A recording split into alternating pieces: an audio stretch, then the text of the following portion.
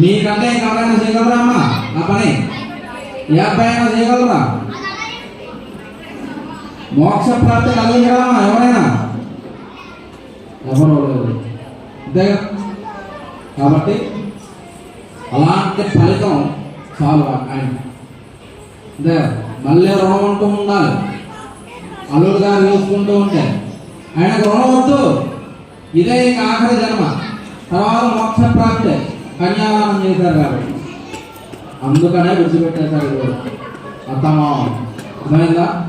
ఈ ఒక్క జన్మే వాళ్ళకి. మళ్ళీ తర్వాత ఇలాంటి అమ్మాయిని కలిగినందుకు, ఒక అమ్మాయి కలిగినందుకు ముఖ్యంగా మళ్ళీ వాళ్ళకి ఈ జీవన విధానంలో వేసి బాధలను కూడా అనుభవించకుండా చేసేటువంటి మార్గం అంటారు.